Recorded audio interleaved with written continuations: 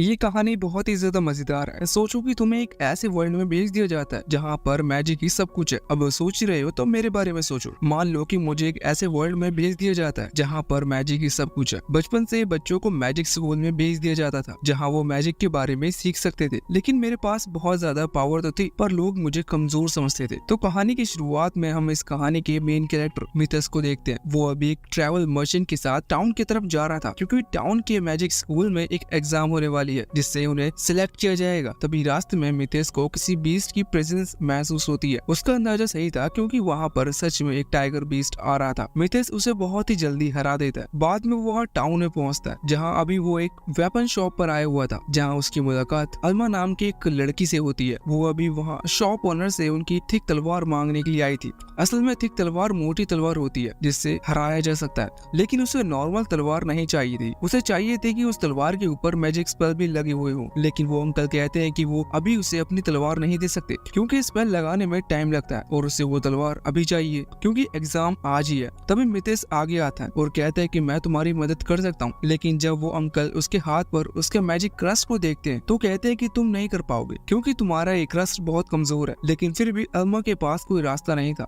इसलिए वो मिथेस से हेल्प ले लेती है। अब उसी दौरान वहाँ पर ल्यूर की एंट्री होती है। ये अल्मा की फ्रेंड है। यहाँ पर मिथेस ल्यूर को जब एक ही सेकंड के लिए देखता है तो उस पर उसका क्रश आ जाता है और सेम यही हालत ल्यूर के साथ भी थी। उन दोनों को एक सेकंड का भी टाइम नहीं लगा था। काश ऐसा हमारे व्यूअर्स के साथ भी हो। खैर छोड़ो। तो अब यहाँ मिथेस उस तलवार के ऊपर एक मैजिक स्पेल का इस्तेमाल करता है जिसके बाद उसने फाइनली वो तलवार एन्चेंट कर दी थी। जब ल्यूर उस तलवार को उठा रही थी तो वो गलती से उसे टेबल पर फेंक देती है जिसकी वजह से टेबल बीच में से कट चुकी थी। वो शॉप ओनर भी ये देखकर हैरान था क्योंकि मिथेस इतनी कम एज का है और उसने इतनी कम एज में उस शॉप ओनर के 30 साल के एक्सपीरियंस खा लिया। यहाँ पर वो कह रहा था कि तुम बहुत ही टैलेंटेड हो, तुम्हें एक एन्चेंटर बनना चाहिए। मिथेस खुश था लेकिन वो कुछ नहीं कहता। अब अगले सीन में हम देखते हैं कि मिथेस वहाँ मैजिकल स्कूल आ चुका था उस टेस्ट को देने के लिए। वहाँ पर उसकी मुलाकात ल्यूर और अल्मा से होती है। अभी सबसे पहले फाइट ल्यूर की होने वाली थी एक नाइट के साथ। ये स्वॉर्ड फाइट थी। ल्यूर अभी मिथेस वाली तलवार यूज करती है जिसकी वजह से उसने उस नाइट की तलवार को बहुत ही आसानी से काट दिया था और बहुत ही आसानी से इस टेस्ट को पास कर लिया था। जिसके बाद अब मिथेस की बारी आती है। मिथेस की फाइट गिल नाम के एक नाइट से हो रही थी जो कि बाकी नाइट्स का लीडर है। वो नाइट कहता है कि मैंने तुम्हारे बारे में सुना है लेकिन मैंने तुम्हारे क्रस्ट के बारे में नहीं सुना। ये क्रस्ट इस दुनिया का सबसे कमजोर क्रस्ट है। तुम्हें इस एग्जाम को देने के लिए नहीं आना चाहिए था। हालांकि मिथेस उसके सवालों का जवाब नहीं देता और फाइट करना शुरू कर देता है। फाइट के दौरान उसने बहुत ही कम समय में गिल को हरा दिया था। हालांकि मिथेस ने कोई मैजिक स्पेल का यूज नहीं किया था। इस वजह से वो नाइट भी अभी बहुत हैरान था। इस तरफ हम देखते कि ल्यूर और अल्मा दोनों ही मिथेस के जीतने से बहुत खुश थे। अब अगले टेस्ट मैजिक का होना था। उन सभी के सामने एक एक टारगेट को ला दिया जाता है और उन्हें बस मैजिक स्पेल की मदद से उस पर हिट करना था। अभी सबकी बारी आ जाती है जिस दौरान हम ल्यूर को भी देखते हैं। उसके हाथ पर क्रिस्ट ऑफ ग्लोरी था और उसकी पावर से उसने टारगेट हिट कर दिया था। हालांकि अभी उसे अपनी पावर को अच्छी तरह से यूज करना नहीं आता। यहाँ मिथेस सोच रहा था कि ये सभी नॉर्मल स्पेल का यूज कर रहे हैं, मैं किस स्पेल का यूज। मिथेस जानता था कि उसके हाथ पर जो क्रस्ट है वो ज्यादा पावरफुल मैजिक जनरेट नहीं कर सकता क्योंकि वो इस दुनिया का सबसे कमजोर क्रस्ट है। लेकिन फिर मिथेस आगे बढ़ता है और वर्ल्ड लेस मैजिक का इस्तेमाल करता है जो देखने के बाद वहाँ पर खड़ा वो एग्जामिनर और बाकी नाइट बहुत ही ज्यादा हैरान हो गए थे क्योंकि उन्हें वर्ल्ड लेस मैजिक के बारे में थोड़ी बहुत नॉलेज थी।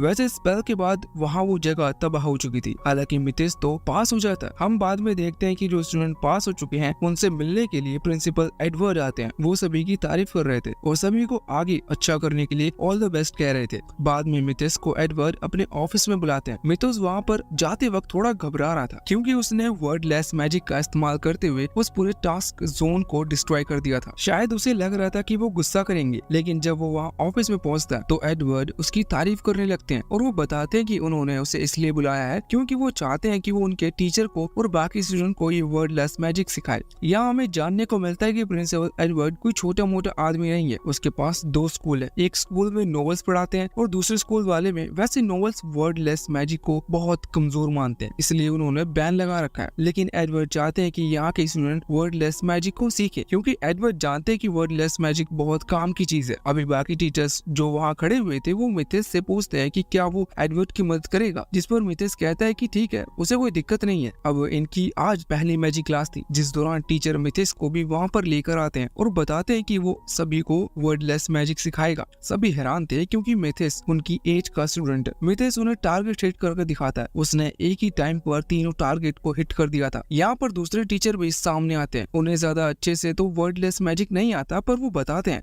कि उन्हें ये थोड़ा थोड़ा आता है। और इसके बाद अब सभी स्टूडेंट इस चीज की कोशिश करने लगे थे। वहाँ पर ल्यूयर कोशिश तो कर रही थी, लेकिन उसके पास बिल्कुल एनर्जी नहीं थी, जिस वजह से वो स्पेल कास्ट नहीं कर पा रही थी। अभी मिथिस यहाँ सोच रहा था कि आखिर इस दुनिया ने वर्डलेस मैजिक को बोल क्यों दिया। हालांकि तभी वो ल्यूयर की तरफ देखता है, उसके पास आकर उसे अपनी थोड़ी सी एनर्जी देता है। एनर्जी मिलने के बाद अब ल्यूयर भी वर्डलेस मैजिक का इस्तेमाल कर पा रही थी। इस तरह से कुछ दिन बीत जाते हैं और हम देखते हैं कि अब करीबन 1 महीने बाद दोनों स्कूल का एक कंपटीशन होने वाला था। इस कंपटीशन के दौरान जब मिथिस की फाइट होने वाली थी, वो बैटल अरीना के अंदर सामने वाले नोबल को देखता है और उसके एनर्जी को महसूस करता है। उसे ये एनर्जी खुद से भी ज्यादा लग रही थी। जब मिथिस वहाँ नीचे लड़ने के लिए जा रहा था, तब उसे ये चीज पता चलती है कि अभी तक ह्यूमंस डीमन से जीते नहीं है, क्योंकि वो समझ गया था कि उसके सामने जो लड़का है वो असल में डीमन है और वो बस इंसान बनकर आया हुआ है। वहाँ दूसरी तरफ उनकी जो मैजिक एकेडमी है, जिसमें नोबल्स पढ़ते हैं, वो टीचर्स अभी मिथिस का मजाक उड़ा रहे थे और कह रहे थे कि ये बहुत ही जल्दी हार जाएगा। लेकिन अब फाइट शुरू होती है, जिस दौरान मिथिस कोशिश कर रहा था कि वो उस डीमन को गुस्सा दिलाए, जिससे कि वो डीमन अपने डिमोनिक फॉर्म में आ सके। मिथिस यहाँ पर वर्डलेस मैजिक का भी इस्तेमाल करता है। वो डीमन मिथिस को हरा नहीं पा रहा था, इसलिए गुस्से में वो डीमन में बदल जाता है। ये चीज वो खुद भी समझ नहीं पाता, लेकिन जैसे ही वो खुद को देखता है तो वो वहाँ से भागने की कोशिश करता है, क्योंकि डीमंस ह्यूमंस के सामने नहीं आना चाहते। लेकिन अब वो वहाँ से उड़कर जाने वाला था। इतने में मिथिस उस पर हमला करता है और उसे जान से मार देता है। वैसे इसके बाद हमें एक बहुत पहले का सीन दिखाया जाता है, जिसमें एक आदमी एक बहुत पावरफुल मैजिक स्पेल को कास्ट कर रहा था। ये रीइंकार्नेशन स्पेल था और ये वो मिथिस के लिए कास्ट कर रहा था, जिससे हजारों साल बाद मिथिस फिर से रीबॉर्न होता है। अब हम वापस से करंट टाइम पर आते हैं, जहाँ पर हम देखते हैं कि मिथिस के दोस्त अभी उस डीमन को हराने के लिए मिथिस से बहुत ही ज्यादा खुश है। कुछ देर बाद मिथिस को प्रिंसिपल किंग से मिलने के लिए ले जाते हैं, क्योंकि किंग को मिथिस की तारीफ करनी थी। वो इसलिए तारीफ कर रहे थे क्योंकि किसी डीमन को मारे हुए उन्हें कई साल बीत चुके हैं, क्योंकि डीमंस कभी भी किसी के सामने नहीं आते, इसलिए उनका पता लगना लगभग नामुमकिन के बराबर है। मिथिस को इस चीज का इनाम भी मिलने वाला था। वो कहता है कि मैं कुछ जमीन तुम्हारे नाम कर रहा हूँ, लेकिन मिथिस को जमीन नहीं चाहिए थी, क्योंकि वो इस सीरीज में खेती नहीं करना चाहता था। वो किंग उससे कहते हैं कि ठीक है, तो फिर मैं तुम्हें डबल एन्चेंटमेंट वाली तलवार दे देता हूँ, शायद वो तुम्हारे काम आएगी। मिथिस जानता था कि वो खुद डबल एन्चेंटमेंट कर सकता है, इसलिए उसे वो तलवार नहीं चाहिए थी। अब किंग परेशान होकर उसी से पूछते हैं, तो बताओ तुम्हें क्या चाहिए। अब मिथिस यहाँ पर प्रिंसेस का नाम नहीं लेता। वो कहता है कि उसे परमिशन चाहिए डंजन में जाने की, और डंजन में जो कुछ भी मिलता है वो खुद रखना चाहता है। मिथिस जानता था कि डंजन में ज्यादा रेयर आइटम उसे मिल सकता है। यहाँ पर किंग कह रहे थे कि ठीक है, मैं तुम्हें परमिशन दे सकता हूँ। हालांकि किंग डीमन के बारे में भी बात कर रहे थे कि डीमन किस तरह कई सेंचुरीज से ह्यूमंस को परेशान कर रहे हैं। मिथिस ये बात ऑलरेडी जानता था। वो कहते हैं कि आपने एक चीज नोटिस नहीं की होगी, ये डीमंस अब हम पर हमला नहीं करते, ये हमारे बीच छुप कर रहते हैं और हमें खोखला करने की कोशिश करते हैं। तो क्यों ना हम एक बैरियर बना ले, जिससे वो डीमन यहाँ ना आ सके, और अंदर की डीमंस का जैसे ही पता चलता है तो हम उन्हें खत्म कर देंगे। किंग को ये बात थोड़ी सी सही लगती है, इसलिए वो उसे अपने मैजिक रूम की तरफ भेजता है, जहाँ पर बहुत सारे मैजिक आइटम्स रखे हुए हैं। मिथिस उनमें से कुछ भी आइटम्स ले सकता है और साथ ही बता सकता है कि किस तरह का बैरियर बनना है, क्योंकि किंग से ज्यादा मिथिस समझदार है। मिथिस उस रूम में आगे बढ़ रहा था, जहाँ उसे तलवार के अंदर से बहुत ही ज्यादा एनर्जी निकलते हुए महसूस होती है। अब वो उसे देखते ही पहचान लेता है कि ये तलवार वही है जो उसने अपनी पिछली लाइफ में देखी थी। वो जानता है कि ये बहुत ही ताकतवर है, वो उसे रख लेता है। साथ ही उसे कुछ और आइटम्स मिलते हैं जिन्हें वो पिछली लाइफ में देख चुका था। अब बाद में हम देखते हैं कि मिथिस अपने स्कूल में था, जहाँ पर वो एक टीचर की तरफ सभी स्टूडेंट को वर्डलेस मैजिक सिखा रहा था। वो देखता है कि उसकी स्टूडेंट अब बहुत ही जल्दी इस मैजिक को सीख रहे हैं। हालांकि मिथिस को परमिशन मिल चुकी थी डंजन में जाने की, इसलिए वो सोच रहा था कि वो अकेला जाए या फिर अल्मा और ल्यूरियो को साथ लेकर जाए, क्योंकि असल में वो इस सीरीज को सिर्फ एक्शन सीरीज नहीं रहने देना चाहता। हालांकि जब वो ये बात ल्यूरियो और अल्मा से कहता है तो वो थोड़ी सी डर जाती है। मिथिस कहता है कि उन्हें डरने की जरूरत नहीं, वो एक टाइम पर उन दोनों को संभाल लेगा। लेकिन वो कहते हैं कि उन्हें मिथिस से नहीं बल्कि उस डंजन की मॉन्स्टर से है। अब इसके बाद मिथिस उन्हें कुछ एनर्जी से बनी हुई तीर चलाकर दिखाता है और बताता है कि अगर वो इस चीज में माहिर हो जाए तो उन्हें अपने साथ में सिर्फ एक धनुष लेकर जाने की जरूरत होगी, क्योंकि ये एनर्जी से बनी हुई तीर बहुत ही ज्यादा पावरफुल होते हैं। मिथिस उन्हें उसकी पावर भी दिखाता है, जिसके बाद अल्मा ने तुरंत ही हाँ कर दी थी। अब ल्यूर नहीं चाहती थी कि अल्मा अकेले जाए और एंजॉय करे, इसलिए वो भी मिथिस को मना लेती है। अगले सीन में वो उस डंजन में पहुंच चुके थे, जहाँ पर पहुंचने के बाद मिथिस कहता है कि मुझे तुम्हें कुछ चीज दिखानी है। असल में वो एक छोटे से मॉन्स्टर की बात कर रहा था। मिथिस उस मॉन्स्टर को ढूंढ कर लाता है और सामने रख देता है। यहाँ वो अल्मा से कहता है कि वो उस स्पिरिचुअल तीर का इस्तेमाल करे, तो अब अल्मा ऐसा ही करती है। मिथिस इस बीच उसे इंस्ट्रक्शन भी दे रहा था। अब जब अल्मा उस तीर को छोड़ती है तो वो तीर उस मॉन्स्टर मॉन्स्टर को नहीं बल्कि घूमते हुए दूसरे मॉन्स्टरों को लग जाता है। इससे अल्मा इतनी कॉन्फिडेंट तो हो गई थी कि वो अकेले ही आगे बढ़ जाती है। और वैसे भी इस डेंजन में इतने छोटे मॉन्स्टर हैं कि इसे डेंजन कहना डेंजन की डिसरिस्पेक्ट करने जैसा है। वैसे अब वो यहाँ से चले गए थे। वो ल्यूर को अकेले में मिथिस के साथ टाइम मिल चुका है। वो मिथिस से कहते हैं कि हम जिस चीज के लिए यहाँ पर आए थे अब हम वो कर सकते हैं। वैसे वो मैजिक स्पेल के बारे में बात कर रही थी। वो मिथिस से एन्चेंटमेंट भी सीखना चाहती है। तो मिथिस बताता है कि पहले उसे खुद के वेपन बनाना सीखना होगा और अभी ये बहुत ही अर्ली स्टेज है, इसलिए उसे बेसिक से सीखना ज्यादा जरूरी है। इसी दौरान मिथिस एक दीवार पर अपने मैजिक से अटैक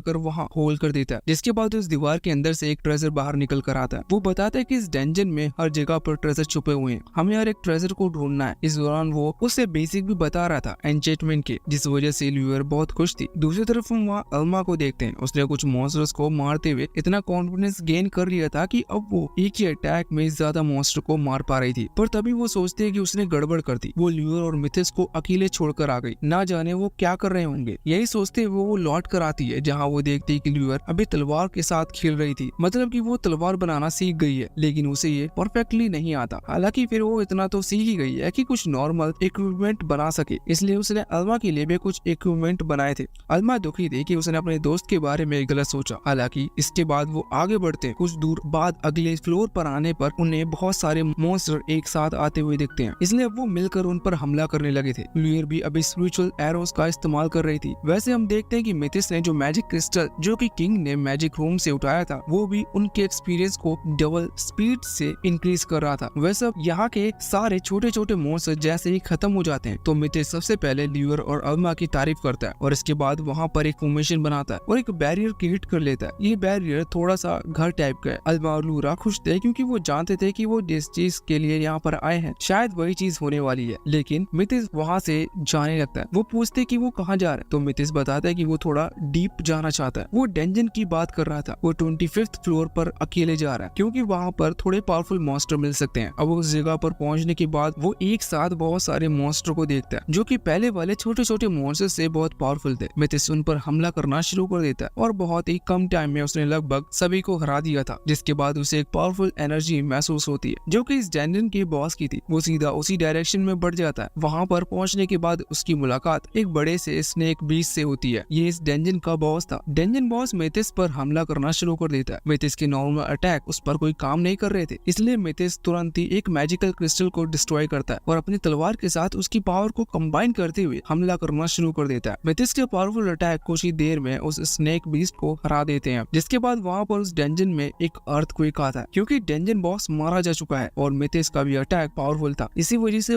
वहाँ कुछ डीमंस ने भी मिथिस की पावर को महसूस कर लिया था, जिसके बाद अब मिथिस वापस से 10th फ्लोर पर आ जाता है, जहाँ पर उसने ल्यूर और अल्मा को उस बैरियर के अंदर छोड़ कर आया था। यहाँ पर आकर वो डेंजन बॉस का सर दिखाता है। अगले सीन में वो लोग वहाँ उस गिल्ड में पहुंच चुके थे, जहाँ वो इस डेंजन से मिले कुछ आइटम सील कर सकते हैं। वहाँ पर आने के बाद वो बताते कि उन्होंने डेंजन क्लियर कर लिया है। वहाँ के रिसेप्शनिस्ट को उनसे ज्यादा उम्मीद नहीं थी, लेकिन जब मिथिस उस डेंजन बॉस का सर उसे दिखाता है तो वो हैरान हो जाती है और वो ये देखकर भी हैरान थी कि मिथिस के पास एक स्टोरेज पोर्टल भी है। मिथिस उस स्टोरेज पोर्टल के अंदर से एक बड़ा सा स्पिरिट स्टोन निकालता है जो कि इतना बड़ा था कि उसे नेशनल ट्रेजर भी मिल सकता है। इसलिए वो रिसेप्शनिस्ट हैरान थी और सोच रही थी कि क्या उनका गिल्ड इतने हाई लेवल ट्रेजर के लिए पे कर पाएगा। अब बाद में हम देखते हैं कि मिथिस, ल्यूर और अल्मा जब वहाँ से जा रहे थे तो हमें जानने को मिलता है कि उन्हें टोटल 750 गोल्ड कॉइन दिए गए हैं। मिथिस ये गोल्ड कॉइन उन दोनों के साथ भी शेयर करता है, जिससे कि वो बाद में उन्हें डेंजन में ले जा सके और जो काम अधूरा रह गया वो पूरा कर सके। अब यहाँ उन्हें जाते हुए देख दो डीमंस देख लेते हैं और उनका रास्ता रोक लेते हैं। वो बताते हैं कि उन्हें मिथिस के बारे में पता है। मिथिस ने उनकी एक साथी को खत्म किया था और वो उसी चीज का बदला लेने के लिए आए हैं। अब मिथिस अल्मा और लूरा से कहता है कि वो कमजोर डीमन से फाइट करे जब तक वो उस दूसरे डीमन को संभाल लेगा। हालांकि वो दोनों डीमन अभी साथ में थे, इसलिए मिथिस वहाँ हवा में आता है और हमला करना शुरू कर देता है। इस दौरान वो दोनों ही डीमन अटैक कर रहे थे, लेकिन तभी लूरा और अल्मा उन पर हमला करती है, जो कि अटैक एक डीमन को लग जाता है और वो इनकी तरफ बढ़ जाता है इनसे लड़ने के लिए। उसी दौरान यहाँ दूसरा डीमन मिथिस की तरफ अपनी एक मैजिकल फॉर्मेशन से हमला कर रहा था, लेकिन उसी दौरान मिथिस एक स्पिरिट बॉल का इस्तेमाल करते हुए उसके फॉर्मेशन को बहुत ही आसानी से डिस्ट्रॉय कर देता है, जो देखकर वो डीमन कह रहा था कि लगता है मैंने तुम्हें अंडर एस्टिमेट कर दिया। हालांकि इसके बाद अब वो मैजिक अटैक को इग्नोर करते हुए नॉर्मल कॉम्बैट फाइट पर ध्यान दे रहा था। वो अपनी तलवार को लेकर आगे बढ़ता है। यहाँ पर मिथिस भी अपनी तलवार के साथ आगे आ चुका था। वो दोनों लड़ रहे थे, जिस दौरान मिथिस थोड़ी ट्रिक्स का इस्तेमाल करते हुए उसके पीछे आकर हमला कर देता है, जिससे उसे चोट लग जाती है। लेकिन अगली बार वो उस अटैक के लिए भी तैयार था, क्योंकि जब मिथिस फिर से यही सेम चीज कर रहा था तो उसने वहाँ अपने पीछे एक फॉर्मेशन क्रिएट कर दिया था। हालांकि मिथिस भी बहुत ही स्पीड के साथ उस फॉर्मेशन को डोज करता है। अभी उस डीमन को पता नहीं था, पर मिथिस ने इस दौरान एक स्पेशल तकनीक का इस्तेमाल करते हुए ऐसा स्पेल कास्ट किया था जिससे उस डीमन की पावर कम हो जाती है, जिससे मिथिस को मौका मिलता है और वो उस पर हमला कर उसे मार देता है। वहाँ दूसरी तरफ वो दोनों गर्ल्स भी अभी मिथिस को थोड़ा सा और टाइम देने में कामयाब हो गई थी, क्योंकि वो दूसरे डीमन से बचकर भाग रही थी और जब मौका मिलता तब उस पर हमला करती हैं। वो डीमन भी इस चीज से परेशान हो चुका था, पर उसी दौरान मिथिस भी वहाँ पर आ जाता है और मिथिस यहाँ पर एक बहुत ही पावरफुल टेक्निक का इस्तेमाल करता है। इसे वो लाइट ऑफ डेथ बोलता है और इसके इस्तेमाल से उसने उस डीमन को इतनी ज्यादा डरा दिया था कि वो डीमन वहाँ से भागने लगता है। पर उसी दौरान अल्मा अपने एरो का इस्तेमाल करती है और उसका एक पंख काट देती है, जिसके बाद वो उड़ नहीं पाता और मिथिस वहाँ पर पहुंचकर उसे भी मार देता है। वो तीनों खुश थे कि उन्होंने टीम वर्क से 2 डीमंस को हरा दिया, लेकिन इस चीज में बाकी लोगों के बीच उनकी अटेंशन बढ़ चुकी थी। हालांकि यहाँ मिथिस भी खुद को नहीं रोक पा रहा था, इस वजह से वो भी उन दोनों को उठाकर वहाँ से ले जाता है। रीजन ये है कि वो अटेंशन गैदर नहीं करना चाहता, क्योंकि इससे फ्यूचर में और ज्यादा प्रॉब्लम होगी। अगले सीन में हम देखते हैं कि किंग, जो कि शायद किसी काम की नहीं है, उन्होंने फिर से मिथिस को अपने पास बुलाया था और इस बार उन्होंने अल्मा और लूरा को भी बुलाया था, क्योंकि वो इन तीनों की तारीफ करना चाहते थे। अभी जब वो मिथिस की तारीफ कर रहे थे तो मिथिस इस बार भी रिवॉर्ड में डेंजन का एक्सेस मांगता है, लेकिन इस बार उसने सभी डेंजन का एक्सेस मांग लिया था। किंग खुश थे, इसी वजह से वो हाँ कर देते हैं। साथ ही वो अल्मा और लूरा से भी पूछते हैं कि वो क्या चाहती है, जिस पर वो दोनों ही पैसा मांगती है। किंग हंसते हैं और उनकी बात पर हाँ कर देते हैं। वैसे तभी मिथिस वहाँ हॉल के अंदर ही एक प्रेजेंस महसूस करता है और तुरंत ही ऊपर की तरफ हमला करता है। वो बताता है कि कुछ डीमंस हमारी बात सुन रहे थे, उनके अटैक की वजह से ये सिग्नल टूट चुका था और साथ ही डीमन इस सिग्नल को कास्ट कर रहा था, उसे भी चोट लग चुकी थी। मिथिस बताता है कि वो उस डीमन का पता लगा सकता है, जो सुनकर किंग और प्रिंसिपल दोनों ही बहुत हैरान थे। लेकिन जब वो पता बताता है तो वो कहते हैं कि ये जगह बहुत दूर है।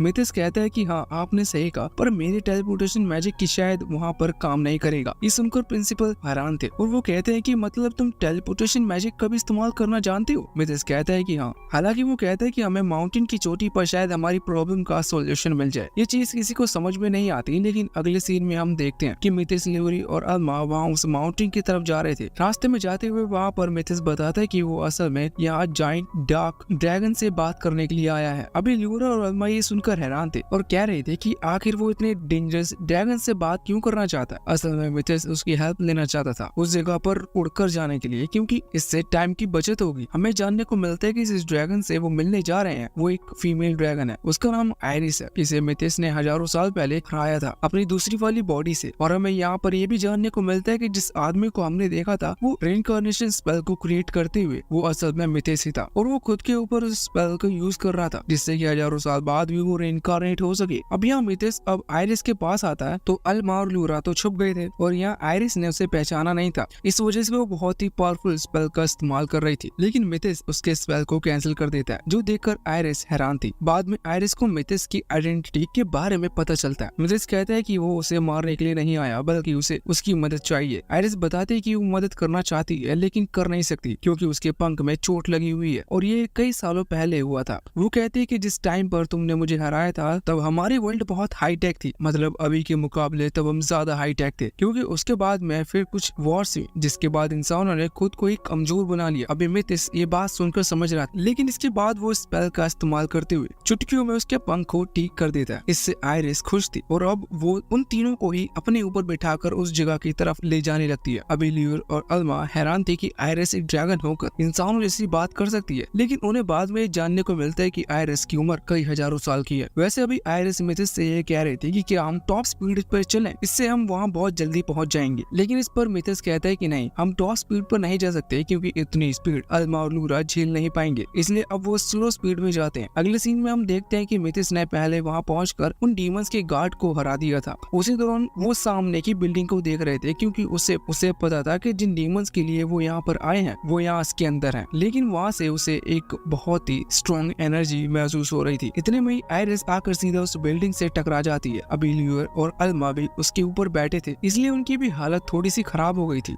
वैसे इसके बाद अब वो उस बिल्डिंग के अंदर आते हैं। यहाँ पर आने के बाद मिथिस ने ल्यूर और अल्मा के साथ अपने टेलीपैथी कनेक्शन को बढ़ा लिया था। इससे अब उन्हें बोलकर बात करने की जरूरत नहीं, वो मन में ही अपने सारे एक दूसरे की बात को समझ सकते हैं, क्योंकि यहाँ पर वो नहीं चाहते थे कि वो डीमन इनका प्लान सुने। साथ ही यहाँ पर मिथिस इल्यूर को कुछ चीजें देता है और बताता है कि ये आगे उनके काम आएगी। इसके बाद अब वो वहाँ से आगे बढ़ गए थे। अभी कुछ दूर आने के बाद भी उन्हें कोई भी डीमन नहीं दिखा था, लेकिन जब वो एक कमरे में आते हैं तो वहाँ पर मिथिस को एक एनर्जी महसूस होती है, लेकिन वहाँ पे कोई डीमन नहीं था। पर तभी ल्यूर अपनी एनर्जी की मदद से जब आसपास देखती है तो उसे एक डीमन की प्रेजेंस महसूस होती है। वो डीमन एक खास स्पेल का इस्तेमाल कर रहा था, लेकिन जैसे वो मिथिस को ये बात टेलीपैथी से बताती है तो मिथिस तुरंत ही उस स्पेल को कैंसिल कर देता है, जिसकी वजह से वो डीमन सामने आ गया था। हालांकि उस डीमन को नहीं पता था कि वो दिख रहा है, इसलिए ये लोग अब उस पर हमला करते हैं। उन्होंने मैजिक एरो का इस्तेमाल किया था, इसलिए वो घूमते हुए सीधा जाकर उस डीमन के सर पर लगता है, जिससे उसे और ज्यादा गुस्सा आ जाता है और वो बड़ी बड़ी बातें करने लगता है, जो सुनकर मिथिस बोल रहा था। लेकिन इसके बाद वो डीमन गुस्से में मिथिस की तरफ हमला करना शुरू कर देता है। मिथिस टेलीपैथी से अल्मा और लोरा से कहता है कि वो दोनों तैयार हो जाएं, और इसके बाद अब वो उस डीमन से फाइट करते हुए उसके अटैक्स को रोकने लगते हैं। इस दौरान अल्मा ने कुछ स्पिरिचुअल एरो सीधा उस डीमन की पीठ पर चला दिए थे। ल्यूर ने इन स्पिरिचुअल एरोस पर एक तरह का पॉइजन लगाया था, जिसकी वजह से वो डीमन जैसे मौका देखकर मिथिस के ऊपर हमला करता है तो उसके अटैक स्लो हो जाते हैं। ये उसी पॉइजन की वजह से हो रहा था। इससे उसे और ज्यादा गुस्सा आता है और फिर वो अपने ट्रम्प कार्ड का इस्तेमाल करता है, जिसकी वजह से उसकी पावर बहुत ही ज्यादा बढ़ चुकी थी और अब वो सबसे पहले ल्यूर और अल्मा पर हमला करने लगता है। लेकिन जब वो ऐसा करता है तो वो कर नहीं पाता, क्योंकि असल में ल्यूर ने उन स्पिरिचुअल एरोस के अंदर एक कोर पॉइजन ऐड किया था, जिसकी वजह से उसे कंफ्यूजन हो रही थी और वहाँ पर ल्यूर और अल्मा नहीं है, लेकिन फिर भी उसे दिखाई दे रहे थे। मिथिस कहता है कि यही सही मौका है और इसके बाद अल्मा अपने एक और स्पिरिचुअल एरो का इस्तेमाल करती है और सीधा डीमन के सर पर हिट कर उसे नीचे गिरा देती है। इससे वो डीमन हार चुका था, इसलिए भी मिथिस ल्यूर और अल्मा की तारीफ कर रहा था। हालांकि इसके बाद वो उन दोनों से ही वापस आयरिस के पास लौट कर जाने को कहता है, क्योंकि उसे भी उस दूसरे डीमन को ढूंढना है और उसे पता है कि वो ज्यादा ताकतवर है। मिथिस वहाँ से अकेले आगे बढ़ता है। एक खाली जगह पर वो अपनी स्पिरिट बॉल का इस्तेमाल कर रहा था, जिससे वो किसी तरह से उस डीमन को बाहर निकालने पर मजबूर कर देता है। वो डीमन निकल कर कह रहा था कि मैंने तुम्हारे बारे में सुना है, तुम एक मॉन्स्टर हो। असल में कुछ डीमंस मिथिस को मॉन्स्टर समझते हैं, क्योंकि वो इंसानों के मुकाबले ज्यादा ताकतवर है। मिथिस कहता है कि इस सब से कोई फायदा नहीं है, मैं यहाँ पर तुमसे लड़ने आया हूँ, इसलिए तुम टाइम पास मत करो। जो सुनकर डीमन उस पर हमला करने लगता है, लेकिन मिथिस उसके अटैक्स को डोज कर रहा था। इसी दौरान मिथिस भी अपने अटैक्स को परफॉर्म करता है, जिसकी वजह से उस डीमन के हाथ पर चोट लग जाती है और उस अटैक में मिथिस ने पॉइजन पी लिया था। इसकी वजह से उसकी बॉडी में थोड़ा सा पॉइजन भी फैल जाता है। इससे उस डीमन को गुस्सा आता है और फिर वो अपनी स्पेशल पावर का इस्तेमाल करते हुए पहले वाले डीमन की तरह खुद की पावर को बढ़ाने लगता है। लेकिन उसी दौरान मिथिस अब उसके स्पेल को कैंसिल कर देता है। लेकिन इसके बाद अब वो डीमन फ्रॉग मैजिक का इस्तेमाल करने लगा था, जिसकी वजह से आसपास कोहरा जमने लगता है। ये भी उसकी स्पेशल पावर में से एक है, लेकिन मिथिस इस स्पेल को भी कैंसिल कर देता है। वो डीमन हैरान था, क्योंकि उसने नहीं सोचा था कि कोई ह्यूमन इतना पावरफुल हो सकता है। लेकिन मिथिस बताता है कि उसने जब अपनी तलवार से हमला किया था तब उसकी तलवार पर पॉइजन नहीं बल्कि एक तरह का खास मैजिक था, जिससे उसने इस डीमन की पावर को डिक्रीज कर दिया। हालांकि मिथिस आराम से उसके हर एक अटैक को कैंसिल कर रहा था। हालांकि इसके बाद अब मिथिस की बारी थी। अपने स्पेशल अटैक को करने के लिए वो तुरंत ही एक एनर्जी सर्कल क्रिएट करता है, जिसके बाद वहाँ पर एक बहुत ही तेज ब्लास्ट होता है। दूर से अल्मा और लूरा ये देख रहे थे और अभी लूरा को मिथिस की बहुत चिंता हो रही थी। वैसे वहाँ नीचे से धूल हटती है तो हम देखते हैं कि वहाँ एक बहुत ही बड़ा गड्ढा हो चुका था और साथ ही वहाँ एक बहुत ही बड़ा क्रिस्टल भी रखा हुआ था, जिसके पास मिथिस खड़ा था। ल्यूर तुरंत ही उसके ऊपर जंप करती है। वो खुश थी कि मिथिस की तलवार को कुछ नहीं हुआ। वैसे अल्मा भी वहाँ पर आती है। वो पूछती है कि क्रिस्टल क्या चीज है, जिस पर मिथिस बताता है कि एक खास ड्रैगन वाइन क्रिस्टल है। शायद वो डीमन इसका इस्तेमाल करते हुए 5000 मॉन्स्टर की आर्मी को यहाँ पर समन करने वाला था, जिससे वो बाद में टाउन के ऊपर हमला करता है। ये सुनकर अल्मा और लूरा दोनों ही बहुत ज्यादा हैरान थे। मिथिस कहता है कि अगर चम चाहे तो अकेडमी में जाकर स्टूडेंट्स की हेल्प लेकर उन मॉन्स्टर को हरा सकते हैं। अब इसके बाद वो तीनों ही आयरिस के ऊपर बैठकर वहाँ से सीधा अकेडमी की तरफ निकल पड़े थे। रास्ते में मिथिस आयरिस से पूछता है कि अब उसके आगे का क्या प्लान है। इस पर आयरिस को कुछ नहीं पता था, क्योंकि उसने कुछ सोचा नहीं। मिथिस कहता है कि क्या वो उसकी टीम को ज्वाइन करेगी, तो इस पर आयरिस कहते हैं कि हाँ, उसे इस चीज में कोई प्रॉब्लम नहीं है। बाद में फिर वो लोग नीचे उतरते हैं, जब आयरिस खुद को एक ह्यूमन में बदल देती है। हालांकि उसने कपड़े नहीं पहन रखे, इसलिए ल्यूर और अल्मा सामने देखने से मना कर रहे थे, क्योंकि सीरीज अभी आधी भी कंप्लीट नहीं हुई है। इसके बाद हम देखते हैं कि वो वहाँ किंग के सामने आते हैं। वो उन्हें वो हॉर्न दिखाते हैं जो कि उन्होंने उस डीमन के पास से लिए थे। अभी किंग ये देखकर हैरान थे कि वो इतने पावरफुल डीमन को खत्म कर आए हैं। हालांकि इसके बाद मिथिस अब आयरिस को सामने लाता है। वैसे उसने अब कपड़े पहन लिए थे। मिथिस कहता है कि ये भी हमारी अकेडमी को ज्वाइन करना चाहती है। किंग उसकी रिक्वेस्ट को मना नहीं कर सकते थे। किंग हाँ कर देते हैं, लेकिन इसके लिए अभी पहले आयरिस को भी वही टेस्ट देना होगा जो कि मिथिस और बाकी सभी ने दिया दिया था। अभी वहाँ से जाते वक्त मिथिस सोच रहा था कि अगर आयरिस अपनी पूरी पावर का इस्तेमाल करेगी तो वो उस टेस्ट एरिया को पूरी तरह से तबाह कर सकती है, इसलिए किसी तरह से उसकी पावर को कम करवाना होगा। अभी रास्ते में जाते हुए मिथिस आयरिस के हाथ पर एक कैफ क्रेस्ट डिजाइन करता है जिससे कि किसी को शक ना हो, क्योंकि यहाँ इस वर्ल्ड में जितने ह्यूमंस बॉर्न होते हैं उनके हाथ में एक क्रेस्ट होता है। अभी बाकी सभी आयरिस को ऑल द बेस्ट कहते हैं। अगले दिन हम देखते हैं कि टेस्ट स्टार्ट हो चुका था। पहले रिटन टेस्ट था जिसमें आयरिस को पता नहीं था कि लिखते कैसे हैं, इस वजह से वो अजीब अजीब चीजें लिख रही थी। प्रिंसिपल कह रहे थे कि ऐसे में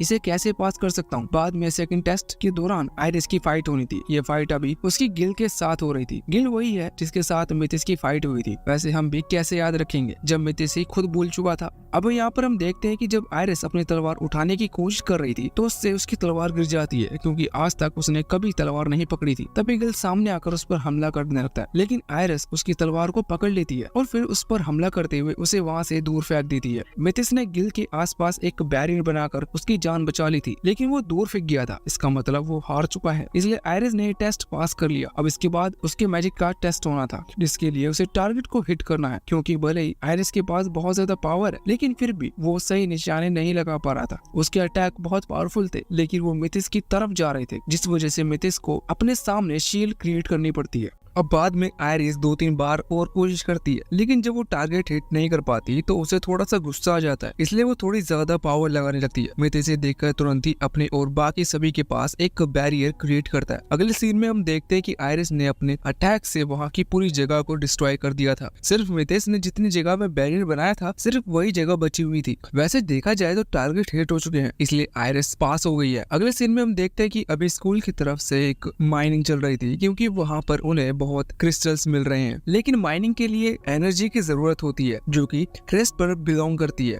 अब किसी किसी के पास क्रेस्ट ऑफ ग्लोरी होता है जो कि पावरफुल है, जैसे कि ल्यूर, उसके पास ग्लोरी वाला क्रेस्ट है, लेकिन बाकी जो थे वो कमजोर थे, इसलिए उनके पास ऐसी पावर नहीं थी। ये पावर ज्यादातर फर्स्ट एकेडमी के हर स्टूडेंट के पास होती है, इसलिए प्रिंसिपल डिसाइड करते हैं कि वो फर्स्ट एकेडमी के स्टूडेंट को यहाँ पर बुलाएंगे। पहले वो वहाँ के प्रिंसिपल को बुलाते हैं और उसे ये बात बताते हैं, हालांकि वो प्रिंसिपल इस चीज के लिए मना कर देता है। इस पर हमारे वाले प्रिंसिपल कहते हैं कि लड़ाई का समय नहीं है, अभी हमारे पास और भी जरूरी काम है। उन क्रिस्टल से हम खुद को और ज्यादा स्ट्रॉन्ग बना सकते हैं। हालांकि साथ ही प्रिंसिपल ये भी कहते हैं कि हम जीते थे तो तुम्हें हमारी बात माननी होगी, लेकिन वो दूसरा प्रिंसिपल ये बात नहीं मान रहा था। मिथिस कहता है कि अगर तुम नहीं मानते कि हम जीते हैं तो क्यों ना हम फिर से एक मैच और ले। वो प्रिंसिपल यही चाहता था कि वो कहता है कि ठीक है, तो ये लड़ाई 2 दिन बाद होगी। अब वो 2 दिन बाद हम देखते हैं कि वहाँ उस फर्स्ट एकेडमी से बहुत सारे स्टूडेंट आ चुके थे। ये लड़ाई 5 स्टूडेंट के बीच में होनी थी। यहाँ फर्स्ट एकेडमी से भी 5 स्टूडेंट आगे आए थे और दूसरी तरफ मिथिस की क्लास से भी 5 स्टूडेंट आगे आए थे। लड़ाई बहुत ही जल्दी खत्म हो जाती है, क्योंकि मिथिस की क्लास वर्डलेस मैजिक का इस्तेमाल कर रही थी, जिस वजह से वो बहुत ही आसानी से इन्हें हरा देते हैं। ये देखकर प्रिंसिपल हैरान थे, लेकिन वो कहते हैं कि तुमने चीटिंग की है, मैं ये जीत नहीं मानता। और इसके बाद उसे वहाँ आयरिस दिखती है। वो कहता है कि हम इससे फाइट करेंगे। उसे लग रहा था कि आयरिस कमजोर है, लेकिन इस प्रिंसिपल कहता है पहले मुझे ये तलवार चेक करने दो। उसे चेक करता है, वो बिल्कुल नॉर्मल तलवार थी, लेकिन बहुत हार्ड थी। प्रिंसिपल हाँ कर देते हैं, लेकिन जब आयरिस उसे देख रही थी तो वो गलती से तलवार को बेंड कर देती है, जो देखकर प्रिंसिपल हैरान था। वो कहता है कि ये तो एक मॉन्स्टर है और फिर से वो बहाने बनाने लगता है। उसी दौरान वहाँ पर किंग की एंट्री होती है। किंग जानते थे कि ये प्रिंसिपल बाकी बच्चों को वर्डलेस मैजिक नहीं सीखने देगा, और किंग को भी पता है कि ये मैजिक कितना स्पेशल है, क्योंकि वो मिथिस की पावर तो वो देख चुके हैं। इसलिए अब वो दूसरे प्रिंसिपल को नौकरी से निकाल देते हैं और फर्स्ट एकेडमी और सेकंड एकेडमी के स्टूडेंट एक साथ मैजिक सीख सकते हैं। अगले सीन में हम देखते हैं कि मिथिस, आयरिस, अल्मा और लूरा चारों ही एक डंजन में आए हुए थे, जहां वो मॉन्स्टर खत्म करने के लिए आए थे, क्योंकि मिथिस चाहता था कि उसकी टीम और ज्यादा स्ट्रॉन्ग बने और मिथिस को कुछ क्रिस्टल भी चाहिए थे। आयरिस कहते हैं कि कहीं वो क्रिस्टल के लिए उसका यूज तो नहीं कर रहा, जिस पर मिथिस कहता है कि नहीं, वो किसी का यूज नहीं कर रहा। अब आगे बढ़ते हुए उन्हें कुछ मॉन्स्टर्स मिलते हैं, जिनसे अल्मा और लूरा फाइट करती है। मिथिस देखता है कि उन्होंने बहुत प्रोग्रेस की है। दूसरी तरफ वहाँ आयरिस की हालत खराब थी, क्योंकि वो सिर्फ प्रॉब्लम क्रिएट कर रही थी और उसके अटैक उन मॉन्स्टर्स को नहीं बल्कि मिथिस पर लग रहे थे। मिथिस लेकिन उनके अटैक से बचता है और बाद में मिथिस को एक क्रिस्टल बॉल मिलती है। वो इससे वहाँ और मॉन्स्टर्स समन कर सकता है। अभी वो यहाँ पर आयरिस से कहता है कि वो उस पर अपनी पावर डाले। आयरिस जब उस पर पावर डाल रही थी उसी दौरान वो कुछ ज्यादा ही एनर्जी का यूज करती है। मिथिस उसे रोकने के लिए कहता है तुम्हें स्लो करना होगा, लेकिन आयरिस ना जाने क्यों अपनी पावर को और ज्यादा बढ़ा देती है, जिसकी वजह से वहाँ उस डंजन की ऊपरी दीवार गिरने लगी थी। इसलिए अब ये लोग वहाँ से भागने लगते हैं। मिथिस कहते हैं कि मैंने तुम्हें तुम्हें स्लो करने को कहा था, फिर तुमने अपनी एनर्जी को क्यों बढ़ा दिया। इस पर आयरिस बताते कि पिछली बार तुमने ही मुझे बताया था कि स्लो का मतलब क्या होता है। अब ना जाने पिछली लाइफ में मिथिस ने ऐसा क्यों कहा था कि आयरिस इसका गलत मतलब समझती है। वैसे हम देखते हैं कि अभी जब उसने एनर्जी को और बढ़ा दिया था तो इसकी वजह से वहाँ पर एक ड्रैगन आता है। ये ड्रैगन बहुत खतरनाक था और इन पर हमला कर रहा था, लेकिन आयरिस उसे गुस्सा दिलाती है, जिसके बाद वो ड्रैगन उनके पीछे पड़ जाता है। मिथिस को ये सही मौका लगता है अपने ट्रैप को बिछाने का। मिथिस वहाँ पर आसपास ट्रैप बिछाने लगा था। उसी दौरान हम देखते हैं कि उस ड्रैगन ने आयरिस को जमीन में गाड़ दिया था। साथ ही वो यहाँ अल्मा और ल्यूरा की तरफ भी बढ़ रहा था। वो दोनों डर जाती है, लेकिन मिथिस कहता है कि आयरिस उन दोनों को बचाए। जिसके बाद आयरिस फिर से ड्रैगन पर हमला कर उसे दूर गिराने लगी थी। इतने में मिथिस अपने स्पेल का इस्तेमाल करता है और ड्रैगन को पकड़ लेता है। इस तरफ से उन्होंने टीम वर्क के थ्रू उस ड्रैगन को हरा दिया था। जिसके बाद आयरिस वहाँ उस गड्ढे के अंदर से बड़ी सी स्पिरिट बॉल लेकर बाहर आती है। ये उस ड्रैगन के खत्म होने की वजह से उन्हें मिली थी। अब इसे लेकर वो वापस से स्कूल आ जाते हैं, जहाँ हम देखते हैं कि अभी वो ट्रेनिंग कर रहे थे। ट्रेनिंग के दौरान वो उस एरिया को पूरी तरह से डिस्ट्रॉय कर देते हैं। अभी मिथिस आयरिस को उसकी पावर कंट्रोल करना सिखा रहा था, क्योंकि हमला करते वक्त वो अपनी पावर को कंट्रोल नहीं कर पाती। इसके लिए वो उसके सर पर एक छोटे से मॉन्स्टर को रख लेता है और अल्मा से कहता है कि वो आयरिस के सर पर तीर चलाए। अल्मा की तीर बहुत ही खास तरह की है, क्योंकि वो मॉन्स्टर का पीछा करते हैं, इसलिए अभी बस आयरिस को वहाँ उनसे बचकर भागना था और इस दौरान उसको कोशिश करनी थी कि वो अपनी पावर का इस्तेमाल ना करे। आयरिस को प्रॉब्लम होती है, लेकिन वो हार नहीं मानती। दूसरी तरफ हम मिथिस वहाँ ल्यूर को एन्चेंटमेंट स्किल सिखा रहा था। ल्यूर को थिक और बड़ी तलवार बहुत पसंद है, इसलिए वो बताता है कि अब मैं तुम्हें 8 तरह के अलग अलग स्वॉर्ड बनाना सिखाऊंगा। इन्हें सीखने के बाद ल्यूर भी स्वॉर्ड कास्ट कर पाएगी, जो कि बहुत पावरफुल भी थी। बाद में यहाँ वो आयरिस और अल्मा को वहाँ बुलाता है और बताता है कि ल्यूर ने उनके लिए भी तलवार बनाई है। ल्यूर अपनी तलवार का कमाल दिखाती है और वहीं रखे हुए एक पत्थर को बीच में से काट देती है। इसके बाद अब आयरिस आगे आती है, लेकिन जब वो अपनी तलवार का इस्तेमाल कर रही थी तो उसकी तलवार से इतनी एनर्जी निकलती है कि वो एक बार फिर से पूरे स्कूल को डिस्ट्रॉय करने वाली थी, जो देखकर ल्यूर और अल्मा बहुत हैरान थे। वैसे बाद में हम देखते हैं कि मिथिस अभी फिर से क्रिस्टल कलेक्शन में लगा हुआ था। हमें जानने को मिलता है कि वो सभी इतने क्रिस्टल इसलिए जमा कर रहे हैं क्योंकि मिथिस ने बताया था कि उन्हें अपने इस किंगडम के ऊपर एक बैरियर क्रिएट करना है और इस बैरियर के लिए बहुत सारे क्रिस्टल लगेंगे। मिथिस इस चीज में बिजी था, लेकिन तभी उसे न्यूज मिलते हैं कि कुछ डीमंस यहाँ पर आकर हमला करने वाले हैं। मिथिस अल्मा, ल्यूरा और आयरिस से कहता है कि वो उन्हें संभाले। अभी वो डर गई थी, लेकिन फिर भी वो बात मान जाती है। रात के समय जब मिथिस वहाँ क्रिस्टल माइनिंग में मदद कर रहा था तो उस दौरान वो दूसरी तरफ जाती है, जहाँ उनके सामने कुछ डीमंस आते हैं। वो सिर्फ 2 डीमंस हैं, लेकिन पावरफुल थे। यहाँ पर ल्यूर को याद आता है कि मिथिस ने उसे स्पिरिट स्टोन दिया था और बताया था कि वो इसकी मदद से पावरफुल स्पिरिचुअल एरो क्रिएट कर सकती है। वैसे ये एरो मेटल से बने हुए थे। स्पिरिचुअल एनर्जी इस पर अल्मा डालती है और फिर वो उसकी मदद से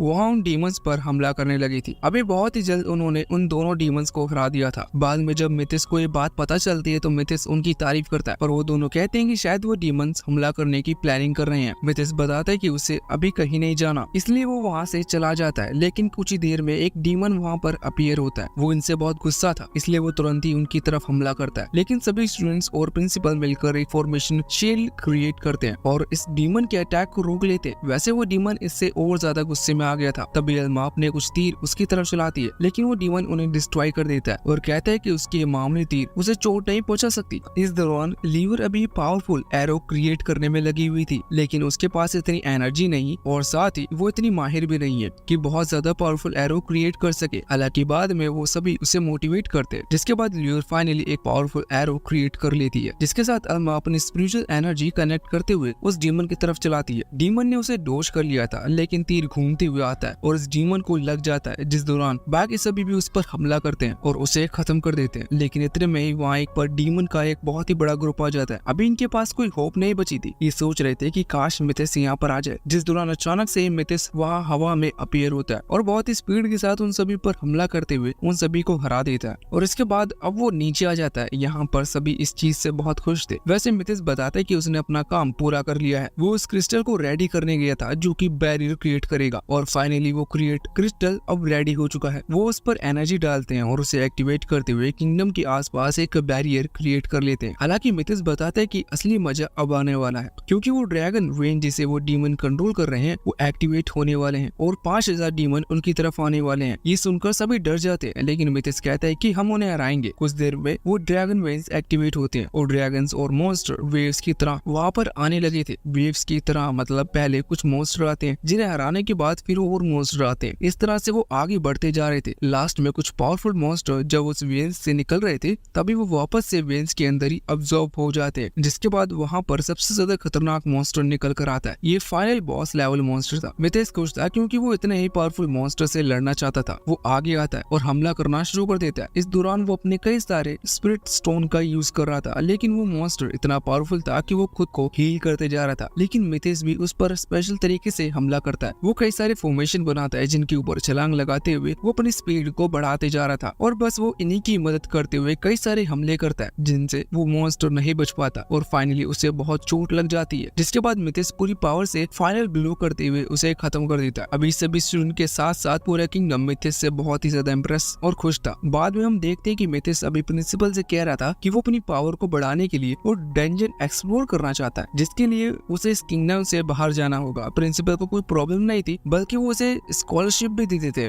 क्योंकि वो किंगडम की भलाई के लिए ये सब कर रहा है। बाकी गर्ल सभी दुखी थे कि मिथेस उन्हें छोड़कर जा रहा है, लेकिन तभी प्रिंसिपल कहते हैं कि क्या वो भी उनके साथ जाना चाहेगी, जिस पर वो सभी हाँ करते हैं। बाद में हम देखते हैं कि वो वहाँ से निकल चुके थे। आयरिस पूछती कि हम अभी कहाँ जा रहे हैं, जिस पर मिथेस एक डंजन का नाम लेता है। हालांकि ये किसी सिंगल डंजन का नाम नहीं था, एक ऐसी जगह थी जहाँ पर बहुत सारे डंजन है। इस पर आयरिस कहते हैं कि उसने ऐसा किसी जगह का नाम नहीं सुना, लेकिन तभी लियोर कहती है कि ये एक सिटी है। मिथेस से सुनकर हैरान हो जाता है क्योंकि उसकी पिछली लाइफ में यानी कि आज से कई हजार साल पहले उस जगह पर कोई नहीं रहता था, क्योंकि इतने डंजन के पास कोई नहीं रहना चाहेगा। वहाँ पर हमेशा मॉन्स्टर अपीयर होते हैं। वैसे बाद में मिथेस उनसे कहता है कि हमें शॉर्टकट रास्ता चुनना होगा, लेकिन जो शॉर्टकट रास्ता था वो जंगल से होते हुए जाता है, जो जंगल बहुत खतरनाक है। वहाँ से निकलने पर भी इन्हें रात तो उस जंगल में ही गुजारनी पड़ेगी, इसलिए अल्मा और लूरा किसी बात से घबरा रहे थे। वैसे वहाँ जंगल में पहुँचने के बाद उन्हें शुरुआत में कोई मॉन्स्टर नहीं दिखता, इसलिए वो खुश थे। उन्हें लग रहा था कि यहाँ मॉन्स्टर नहीं है, लेकिन मिथेस मॉन्स्टर्स ढूंढना चाहता था, इसलिए वो अकेले आगे बढ़ जाता है। वहाँ उसे कुछ मॉन्स्टर्स मिलते हैं और कुछ ऐसे जानवर मिलते हैं जिन्हें वो अपना पेट भरने के लिए यूज कर सकते थे। मिथेस उन्हें पकड़ कर ले जाता है। बाद में ये लोग यहाँ कुकिंग करते हैं। अभी आयरिस की उम्र हजारों साल की है, इसका मतलब वो उसे कुकिंग भी आती है। भले ही वो एक ड्रैगन है और फिर भी, लेकिन अल्मा जो की एक लड़की है, लेकिन उसे कुकिंग नहीं आती, वो सूप बनाती है। मिथेस और ल्यूरा दोनों ही जानते थे कि सूप पीकर मरने से अच्छा है